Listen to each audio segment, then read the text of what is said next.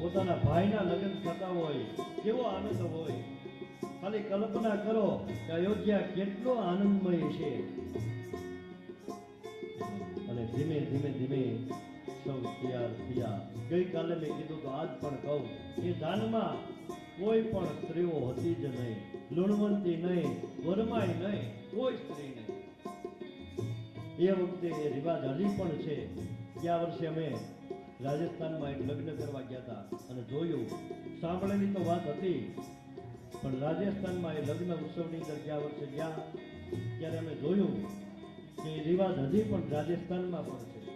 લગ્નમાં જાનમાં કુંવારકા દીકરી સિવાય કોઈને જવાનો અધિકાર નથી. વરમાં જ્યારે પૈ શીશવાઈ જાય અને ત્યાંથી વરાજા પ્રસ્થાન કરે ને એટલે વરમાને ત્યાંથી પાછું વળી જવાનું.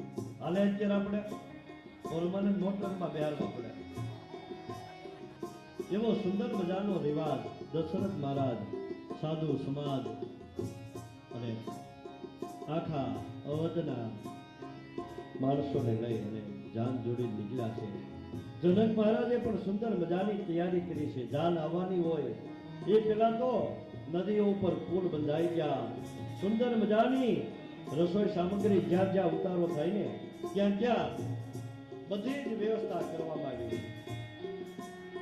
આપણે જાન આવે તે કેટલી તૈયારી કરી છે. આ તો રાજા મહારાજાની જાન.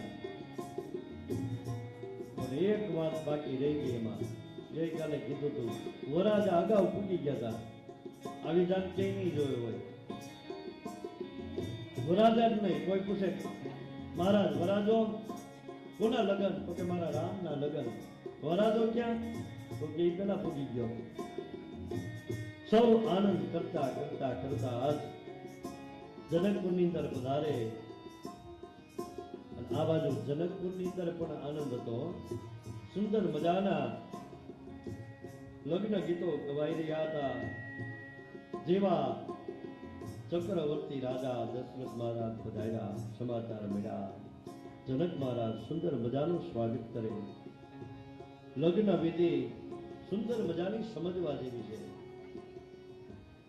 આપણે ત્યાં લગ્ન હોય ત્યારે સૌ પ્રથમ ભગવાન ગણપતિ દાદાની પૂજા કરી એની સ્થાપના કરવામાં આવે. સુંદર મજાના ભગવાન ગણપતિને આપણે પધરાવીએ છીએ. કોણ છે ગણપતિ? રિદ્ધિ સિદ્ધિના દાતા, શિવ અને પાર્વતીના પુત્ર ભગવાન ગણપતિ દાદા, જેની પૂજા કરવાથી મારા તમારા જીવનની અંદર વિઘ્નોને નાશ કરનાર, સર્વ રીતે રક્ષા કરનાર એવા ગણપતિની પૂજા કરવામાં આવે, સ્થાપના કરવામાં આવે. કોણ છે ગણપતિ? ક્યારેક સાંભળજો કથા. જ્યારે શિવ અને પાર્વતી સુંદર મજાનું દાંપત્ય જીવન, અને એક વખતે ભગવાન ભોળાનાથ વિચાર કરે કે હું તપ કરવા માટે જાઉં, અને એ સમયે માં પ્રાર્થના કરે, પ્રભુ તમે તો ધ્યાનમાં બેસી જાઓ, ત્યારે જાગો કાંઈ નક્કી નહીં. હું કૈલાસ ઉપર એકલી, તો મને કોઈ સથવારો કરાવે એવું કોઈ. અને ત્યારે ભગવાન ભોળાનાથ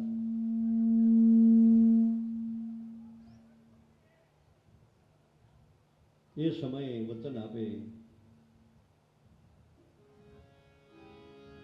કે દેવી, જ્યારે પણ તમને ઈચ્છા પડે ને અંગનો મેલ ઉતારી સુંદર મજાના બે સ્વરૂપને શણગારજો. એક બાળક અને એક બાળકી તમારા મન દ્વારા ઉત્પન્ન થશે. પ્રભુ જતા રહ્યા.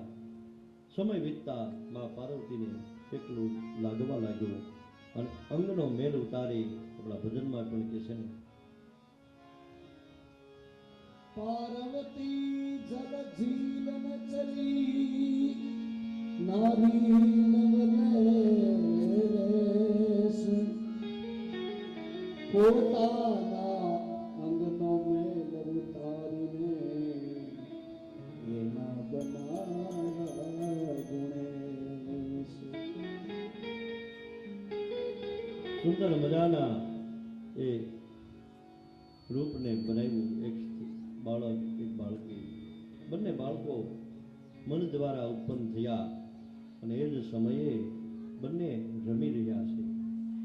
સમય વીતતાની સાથે માં એક વખત સ્નાન કરવા માટે બેઠેલા, અને બાળકનું નામ ગણપતિ અને બાળકીનું નામ ઉષા, જેને આપણે ઓખા કહીએ છીએ. ચૈત્ર મહિનામાં જેની આપણે કથા સાંભળી, ઓખા રણની કથા. એ ઓખા કોણ છે? શિવજીની દીકરી. અને એ જ સમયે ગણપતિને સેવા સોંપવામાં આવી કે તમે દ્વારની અંદર ઊભા રહો, કોઈ બહારથી અંદર ન આવે, હું સ્નાન કરી લઉં ત્યાં સુધી. અને આ બાજુ નારદજી ફરતા ફરતા ફરતા કૈલાસ ઉપરથી પસાર થયા અને ત્યાંથી ગયા ભગવાન ભોળાનાથ પાસે. ઓમ નમઃ શિવાય, ઓમ નમઃ શિવાય, ઓમ નમઃ શિવાય. ભગવાન ભોળાનાથને તપમાંથી જગાડ્યા અને કીધું, પ્રભુ તમારી લીલા કોઈ પાર પામી શકે નહીં. આમ બોલવા લાગ્યા. પ્રભુ કે મારી લીલા? તો કે આ તમારી જ લીલા ને, તમે તપ કરો ને ઘેરે બે બાળકો. આ લીલામાં કાંઈ સમજાણું નહીં. અને ભગવાન ભૂલી ગયા કે મેં વરદાન આપ્યું. અને ક્રોધમાં આ ત્રિશુલ લઈ અને કૈલાસ ઉપર આવે. દ્વારની અંદર ગણપતિ ચોકી ફેરો કરી રહ્યા હતા. શિવપુરાણની અંદર કથા આવે છે કે એ જ સમયે ગણપતિ અને શિવજીનું યુદ્ધ થયું. ગણપતિને ખબર નથી કે આ મારા પિતાજી છે, શિવજીને ખબર નથી કે આ મારો પુત્ર છે. બંને વચ્ચે યુદ્ધ થયું. ભગવાને ક્રોધમાં એ ગણપતિનું મસ્તક કાપી નાખ્યું. અને જેવા અંદર ગયા ત્યાં માં સ્નાન કરીને આવેલા અને કીધું, પ્રભુ આવી ગયા. પણ ક્રોધમાં હતા એટલે માને કહેવા લાગ્યા, દેવી હું તપ કરું ને આ બધું શું? આપણે ત્યાં બાળકો રમે. અને એ જ સમયે માં પાર્વતી કહેવા લાગ્યા, પ્રભુ આપે જ વચન આપેલું કે જ્યારે એકલતાપણું લાગે ત્યારે અંગનો મેલ ઉતારી અને સુંદર મજાના બાળકોને ઉત્પન્ન કરજો. આપની જ આજ્ઞા પ્રમાણે કરેલું છે. અને વચન યાદ આવ્યું, ભૂલ સમજાઈ ગઈ. પણ ભૂલ કરી એનું શું કરવું? મારાથી એક અપરાધ થયો, ભૂલ થઈ ગઈ. શું થયું કે દરવાજે કોઈ બાળક રમતો હતો, એનું મેં મસ્તક કાપી નાખ્યું. મને અંદર આવવાની ના પાડી. અને ત્યારે માં કહેવા લાગ્યા કે આપણો દીકરો ગણપતિ, તમે જ કીધું હતું, એને મેં ઉત્પન્ન કર્યો. મારા દીકરાને તમે મારી નાખ્યો. જાઓ મારા દીકરાને સજીવન કરો. હવે મસ્તક કપાણું એ ક્યાં ગયું કોઈને ખબર હોય? ગયો ગણપતિનું મસ્તક કપાણું એ ચંદ્રલોકની અંદર ગયું. એનું બન્યું શ્રીફળ. શિવ મંદિરમાં ગમે ત્યારે દર્શન કરવા માટે જાઓ, ભગવાન શિવજીને શ્રીફળ વધેરાતું નથી, દોડવામાં આવે. એક સ્વયંભૂ શિવલિંગ હોય ત્યાં જ વધેરવામાં આવે છે. બાકી પ્રતિષ્ઠિત કે જ્યોતિર્લિંગ સ્વરૂપ કોઈ પણ શિવલિંગ હોય ત્યાં શિવજીને શ્રીફળ વધેરાતું નથી. સુંદર મજાનું એ ધડ ભગવાન વિચાર કરે, ગણપતિને મારે સજીવન કરવું. એ જ સમયે પ્રભુ નીકળ્યા ગોતવા માટે. જે મળે એનું મસ્તક કાપી સજીવન કરવું. હાથે હામું મળ્યો, મસ્તક કાપ્યું, ધડ ઉપર ચડાવ્યું. અને એ જ સમયે ગણપતિ સજીવન થયા. અને ત્યારથી સુંઢાળા ગણપતિ. હવે હાથીનો કાંઈ વાંક નહોતો, તો એનું મસ્તક કાપીને ગણપતિને સજીવન કર્યા. ગણપતિનું મસ્તક ચંદ્રલોકમાં ગયું, શ્રીફળ બન્યું. તો હાથીનું ધડ વધ્યું, એનું શું થયું? એનું કંઈક થવું તો જોઈએ ને. એને ભગવાનના કાર્યમાં મદદ કરી. એ બન્યું બાજોટ. શું બન્યું? બાજોટ. હાથીનું આસન ઉપર ભગવાન ગણપતિ બિરાજમાન થાય, હાથીની અંબાડીએ.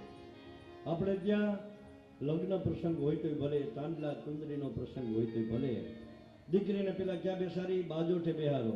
પછી જ્યારે બધી ફેશન આવી ગઈ કે હવે ઝૂલામાં ઝૂલાવી, પણ હકીકત બાજોઠે પેલા બેસાડવા પડે. કારણ કે ગણપતિનું આસન છે. અને ગમે એટલી ભગવાન ગણપતિની પૂજા કરી મંડપની અંદર, પણ ભગવાનને બાજોટ ઉપર બેસાડવામાં આવે. આ છે ગણપતિ. સૌપ્રથમ ભગવાન ગણપતિની પૂજા કરવામાં આવે.